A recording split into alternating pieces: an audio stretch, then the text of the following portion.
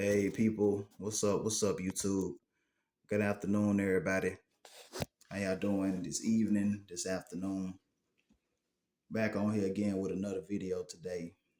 Title of this video right here is going to be a discussion, you know, uh, in the fighting community, going to the fighting community, going to the mixed martial arts, UFC, boxing, uh, you name it.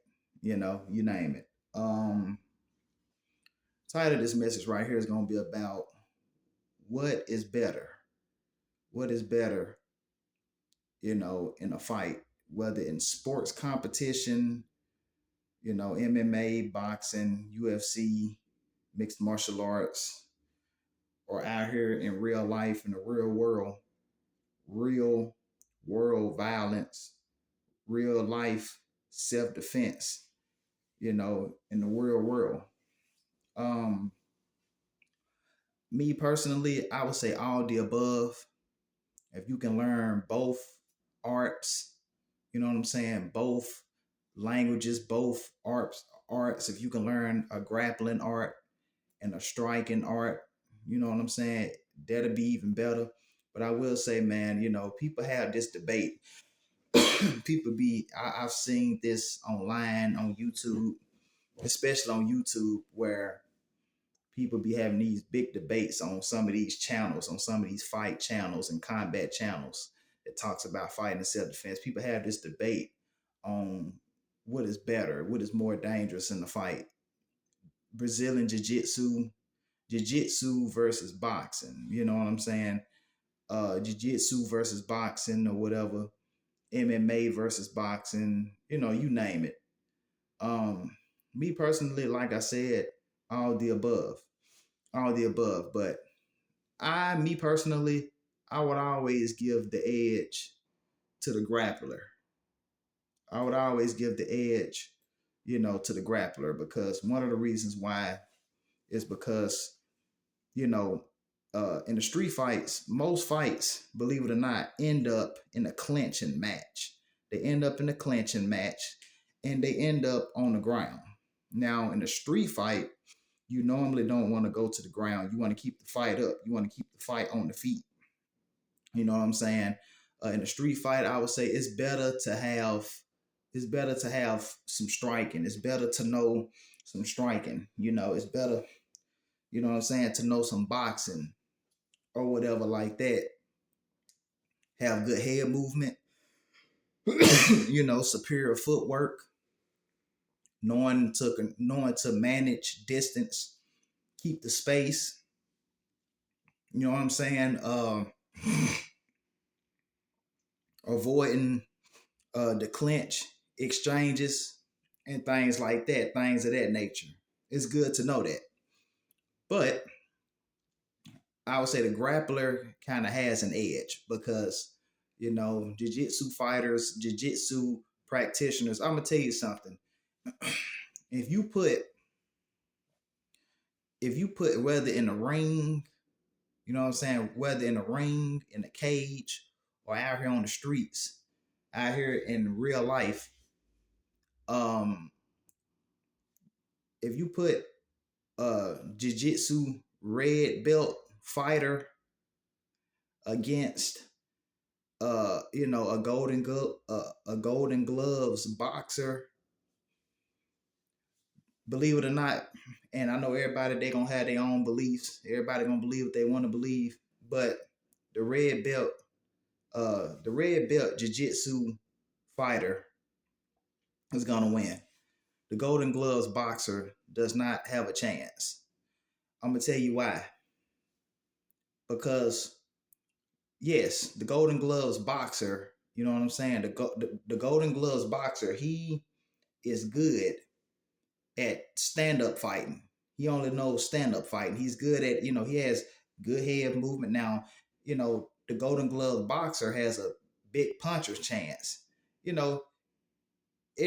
fighter has their advantages and their disadvantages. It can go either way, really. But the BJJ red belt fighter, he has the edge over the golden gloves boxer. in the street fight. I'm gonna tell you because I'm gonna tell you something. Like I said, the Golden Gloves boxer, he knows how to stand up. He's just used to stand up. He has good head movement, good footwork. You know what I'm saying? He knows how to throw quick, powerful, you know what I'm saying, swift combinations and this, superior footwork.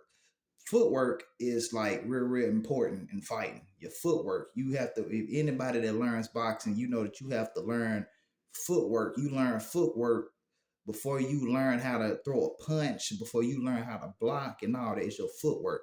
So he has, the Golden Gloves boxer has good, footwork, uh, good head movement, know how to dodge punches, know how to block, and know how to land combinations, knows how to hit and not get hit. But on the other hand, the red belt jiu-jitsu black belt, my bad, the red belt jiu-jitsu fighter, this is the highest, this is like the highest rank, level in Brazilian jiu-jitsu. This is like the highest. This is a grand master. This is a master. You know what I'm saying? Um, I would say to get this ranking in jiu-jitsu, I think I would guess that you would have to been, spending decades, a lifetime, decades of training this art to become almost perfect. Uh, red belt jiu-jitsu fighters have perfect technique, near perfect technique. All it takes, like I said, not not 90% of the fights end up on the ground. You know what I'm saying? They end up in a clinch where somebody clinches somebody. Yes, it starts out, you know what I'm saying, where both fighters are 20 feet away from each other. It starts out standing.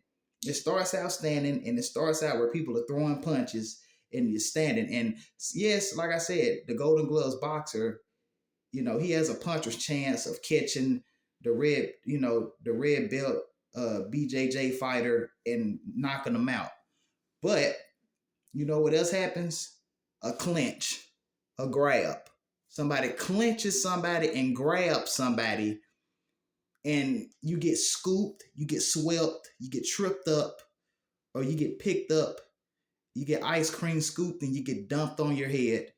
And then once it hits the ground, when once the BJJ red belt fighter, once the red belt BJJ fighter gets gets the fight to the ground, the fight is over with immediately. He's the boxer, the Golden Gloves boxer is gonna get choked, gonna get submitted. You know what I'm saying?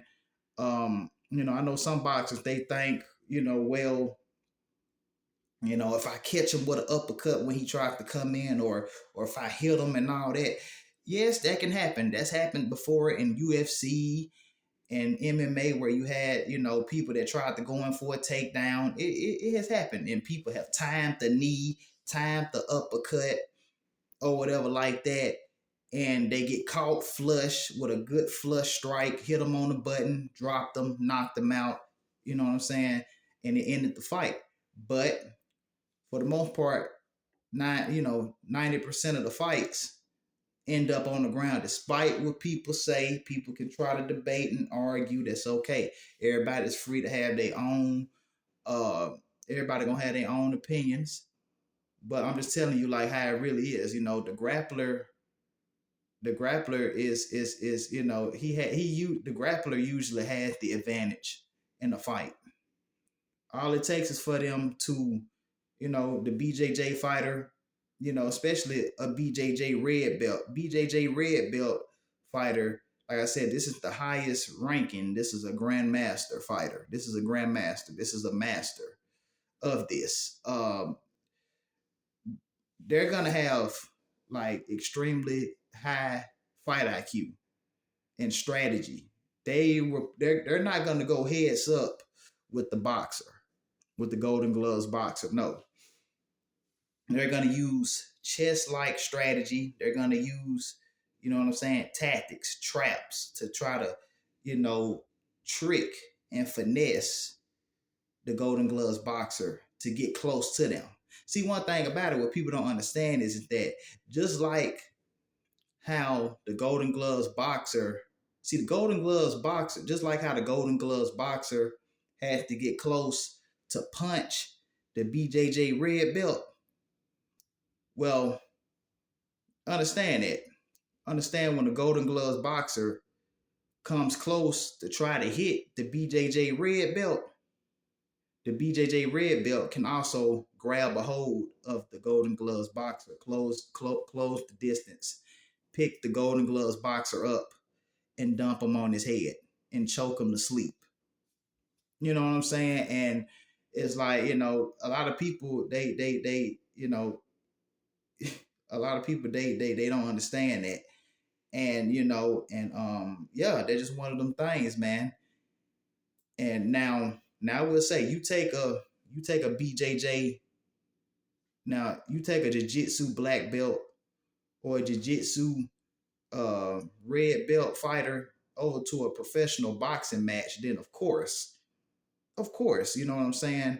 The Golden Gloves boxer, the boxer is gonna win. That's just how it is. But in MMA, and out here on the streets or whatever, man, where the BJJ red belt, the BJJ black belt fighter can use all their weapons, can use their submissions, their takedowns, their feints, you know, and they can be other things to where, like in a street fight, a BJJ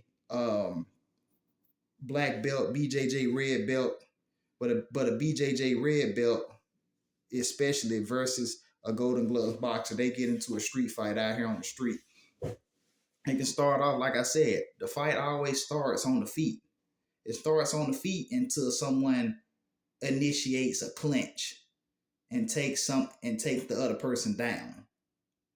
And now you're on the ground. Now you got to know how to defend yourself, in a ground situation. You know what I'm saying? I did a little bit of Brazilian Jiu-Jitsu like 3 years ago, back in 2022.